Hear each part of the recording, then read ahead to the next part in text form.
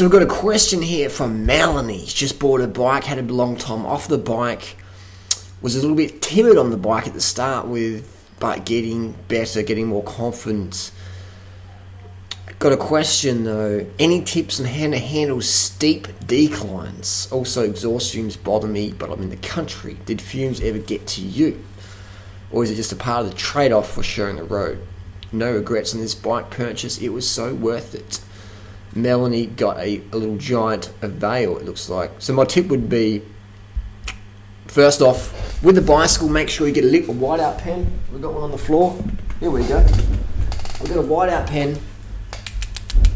And just mark your seat height, mark your rails. So if anything slips, you can go, oh, put it under the bolt, put it back to where it was, all right? So things do slip on your bike. So whiteout pen, seat height, seat angle, where your handlebars are, underneath your shoes and your cleats.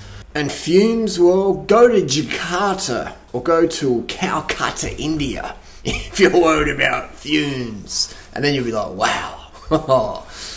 So there's people still cycling in those conditions. It's always better to be having fresh air, moving your body, healthier than sitting down, being sedentary, breathing in fresh air. It's better to breathe in pollution than be sedentary. Much, much, much, much, much better. Okay, so always remember that. Thirdly, to answer the question on steep hills, I myself am not a daredevil descender. In the professional cycling peloton, you have varying levels of risk takers. I myself is not a risk taker. I would say that I've gotten better,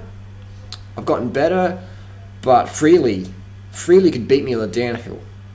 Maybe she doesn't have enough crashes that I've had, or she hasn't seen the carnage I've seen, but the thing is, you don't need to be a gun descender unless, if you want to be a professional cyclist, you have to be willing to literally break your legs in a crash. You have to go through every corner on the fucking limit when the race is going full gas. Every corner on the fucking limit.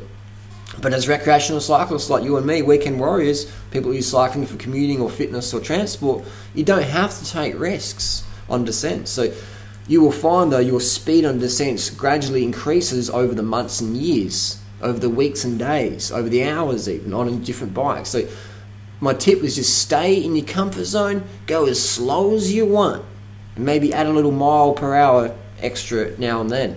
And just, you don't have to take risks. Another thing is stay a foot away from the edge of the road. If you're squeezed right over on the edge, cars are going past you and there's a bit of gravel and you have to move, you're going to swerve out. So hold your ground and stay a foot out, because that's where all the dirt and stuff is. And if you go in a corner and you hit that dirt going in the corner, whoosh, your front wheel goes and you go.